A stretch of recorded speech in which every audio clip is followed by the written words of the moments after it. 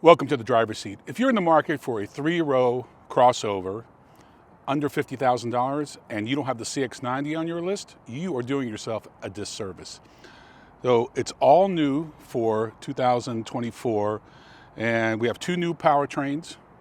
There's an inline 6, which is pretty remarkable because BMW was always known as the inline 6 company. Now Mazda is bringing it back. It has a rear-wheel drive architecture, but we're driving the plug-in hybrid version. It has a turbo 4, and it's made into a 9-speed transmission, 323 horsepower, 369 pound-feet of torque.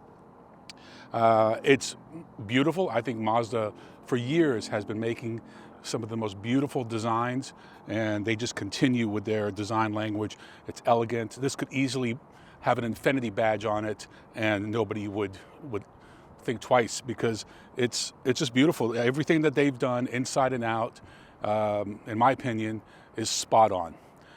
When you look at the competitive set, you have the Highlander, Pathfinder, Explorer, the list goes on and on. But Mazda's always stood out a little bit for me. Their designers, their engineers really get it from an enthusiast standpoint. Now that doesn't appeal to a lot of other people, general consumers, but to us enthusiasts, it's a lot of fun to drive. As you can see, the interior of the CX90 is very well appointed. You have nice soft touch materials. This is the kind of thing you usually find in luxury vehicles, not mainstream brands like Mazda. And again, with a starting price of just under $50,000 for a plug-in hybrid 3-row crossover, it's very impressive. So a lot of good content. Love the way it drives. I like the head-up display, the large digital gauges, large infotainment screen. It's not a touch screen. Everything is controlled by the little controller and the center console. Not my favorite, but it does keep the fingerprints off the screen anyway. At a time when a lot of competitors have gone to CVTs, it's nice to see Mazda still has a Skyactiv transmission. It's an 8-speed automatic transmission, and it's perfect for this vehicle, for this application. Didn't experience any delays. Now, one thing I will say is that it can definitely be noisy during hard accelerations like we're doing now, and not a big fan of that. I would like to think Mazda could have improved on that. I'm really impressed. You've got everything you need. Paddle shifters, get a nice leather wrapped steering wheel. They did a great job. You have wireless charging. The cup holders are not the biggest. This is kind of a Starbucks large water cup, and that fits, but larger cups won't fit in here like they do in other vehicles. If that's important to you, just making a note. But overall, very impressed. You would really be doing yourself a disservice if you did not put this on your list.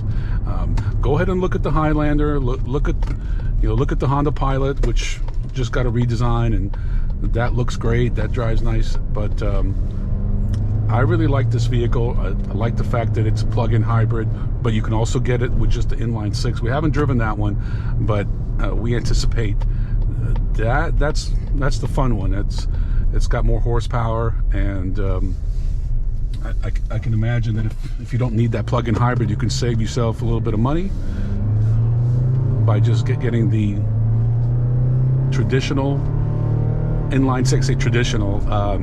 Again, it's such a rare engine. BMW was making inline 6s, and they still do for years, but they were one of the only car companies doing it. And nice to see that Mazda is bringing that back. It's kind of interesting because back in the 80s, Mazda was known as the Japanese BMW. They never capitalized on that like they should have, but nevertheless, I've always seen some synergies between the two companies, some similarities, kind of a poor man's BMW. Nowadays, it's you got the Miata is about the closest thing.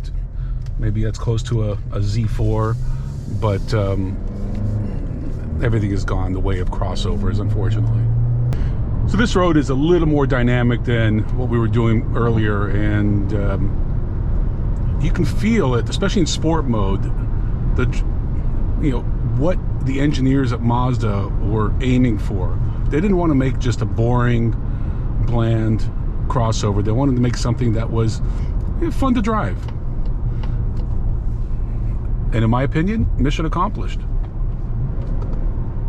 You notice that the gauges have turned red, got the sport icon up there. Very well done. So there you have it, the 2024 Mazda CX90 Plug-In Hybrid. You get about 20 to 24 miles of pure electric range, which is, in my opinion, a mild plug-in hybrid. I wish that number was closer to 40. Okay, can I just finish real quick? 60 seconds? Thank you. Well, there you have it, the 2024 Mazda CX90 Plug-In Hybrid. Full range on a full charge is about 20 to 24 miles. I would have liked that number to be closer to 40. So in my opinion, that's kind of a mild plug-in hybrid. But with a starting price of $49,000, you get a lot of bang for the buck. I'm Ron Dora. Thanks for watching. See you next time on The Driver's Seat.